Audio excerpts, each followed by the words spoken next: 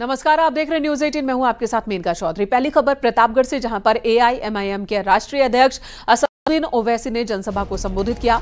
मंच पर अपना दल कमेरावादी पार्टी की अध्यक्ष कृष्णा पटेल और विधायक पल्लवी पटेल भी मौजूद थी। ओवैसी ने इस मौके पर इशारों ही इशारों में बिना नाम लिए INDIA गठबंधन के समर्थन की बात कही।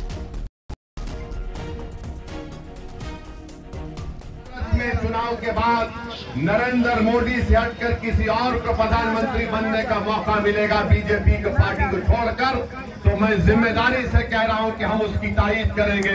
हम भी चाहते हैं कि हमारा देश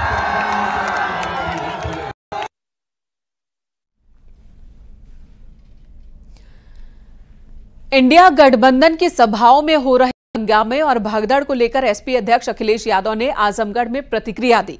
अखिलेश ने भगदड़ के लिए बीजेपी पर निशाना साधा। उन्होंने कहा कि यह समाजवादी पार्टी की इमेज खराब करने की कोशिश हो रही है।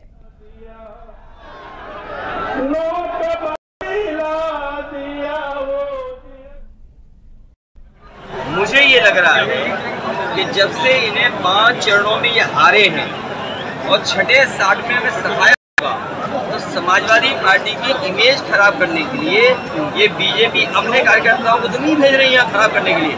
मान लीजिए यहाँ 20,000 हमारे लोग हैं, 5 आ जाए गड़बड़, तब क्या करोगे आप? तो ये बीजेपी वाले हैं। गृह मंत्री अमित शाह कल उत्तर प्रदेश के दौरे पर होंगे। अम्बेडकर नगर, सिद्धार्थनगर, संत कबीर नगर और प्रतापगढ़ में जनसभा को संबोधित करेंगे। प्रस्तावित कार्यक्रम के मुताबिक कल दोपहर 1 बजे गृह मंत्री अम्बेडकर नगर पहुंचेंगे। शिव बाबा के मैदान में बीजेपी प्रत्याशी रितेश पांडे के समर्थन में जनसभा को संबोधित करेंगे और इसके बाद सिद्धार्थनगर और संत कबीर नगर में भी जनसभा को संबोधित करेंगे।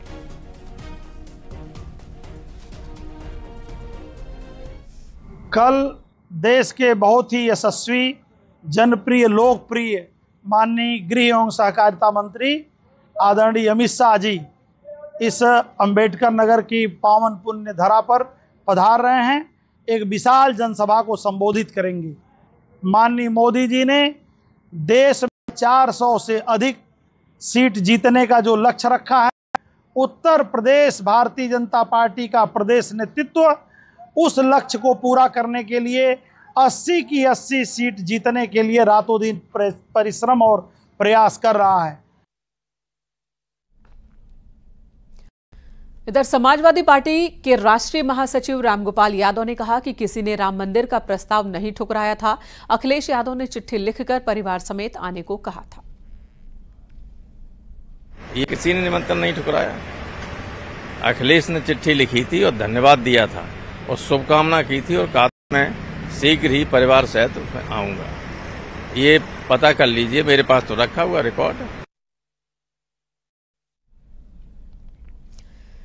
इधर कांग्रेस सांसद इमरान प्रतापगढ़ी ने कहा कि लगता है कि गृह मंत्री जी खुद जनता का माहौल समझ नहीं पा रहे हैं। सरकार से युवा परेशान और उसका गुस्सा ईवीएम तक जा रहा है। खुद जनता का जो माहौल है उसको समझ नहीं पा रहे हैं। पूरे देश में सरकार को लेकर भयंकर नाराजगी है। युवा बहुत परेशान है और वो बेरोजगारी के मुद्दे पर, पेपर लीक के मुद्दे पर लगातार सरकार के खिलाफ प्रदर्शन भी कर रहा था और जब चुनाव आया है तो उसका गुस्सा जो है वो ईवीएम तक जा रहा है।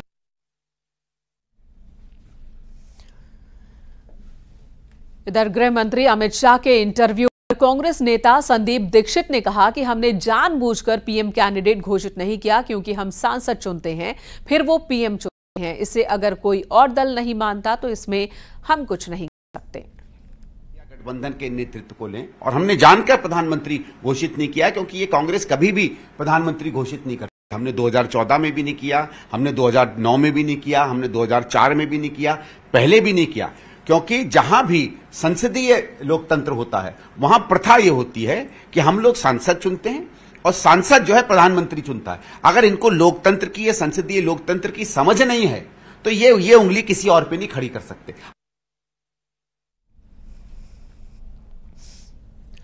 उधर लखनऊ में 2 पक्षों में मारपीट के बाद आगजनी की घटना सामने आई। विवाद के बाद एक पक्ष ने दूसरे पक्ष की कार में आग लगाई। चुनावी रंजिश में मारपीट, आगजनी की बात सामने आई। सूचना पर पुलिस की टीम पहुंची। आक्रोशित गांव वालों ने विरोध किया पुलिस टीम का। गोसाईगंज थाना क्षेत्र के बल्दी खेड़ा गांव का ये मामला है।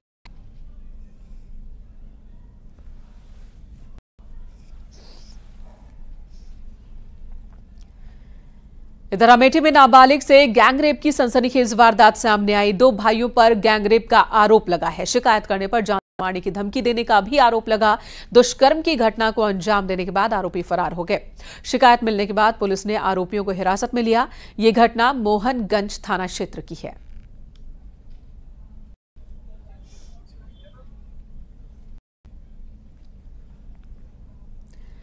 इधर बनारसी साड़ियों के शौकीनों के लिए खबर आई है। सोने और चांदी के बढ़ते दाम की वजह से वाराणसी में बनारसी साड़ी के ऑर्डर हो रहे हैं, जिसकी वजह से फिलहाल ये साड़ियों के बनाने पर रोक लगा दी गई है।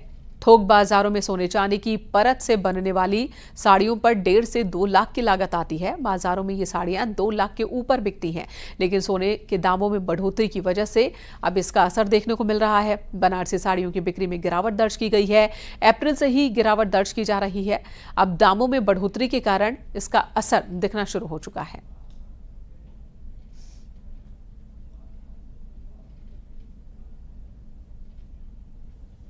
सोने के भाव का बढ़ने से एक तो समग्र से पूरे मंडी पे बहुत बुरा असर पड़ा है।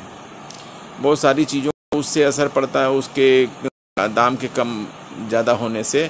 और पर्टिकुलर जहाँ तक बात हमारी अपनी साड़ियों का है, तो जो ये साड़ियाँ एक तो महंगी होती हैं, अब वो बड़े लोगों को लोअर अपर क्लास होता है, उसके भी हाथ से बाहर निकल गया है। और कुछ जो हम अभी कुछ ऑर्डर के अलावा बनाए थे वो सब डंप हो गया।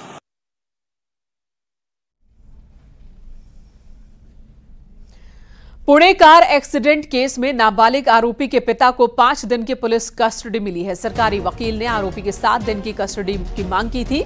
उधर आरोपी की जमानत भी रद्द कर दी गई है। उसे बाल सुधार गृह भेजा गया है। दरअसल कार एक्सीडेंट में 2 लोगों की मौत हो गई थी। जिस पब में नाबालिग आरोपी को शराब परोसी गई, उसे भी सील कर दिया गया है। अब पुणे नगर निगम ने कोरेगांव पार्क में मौजूद 2 और अवैध पब पर कार्रवाई की है, जिन्हें बुलडोजर की मदद से गिरा दिया गया।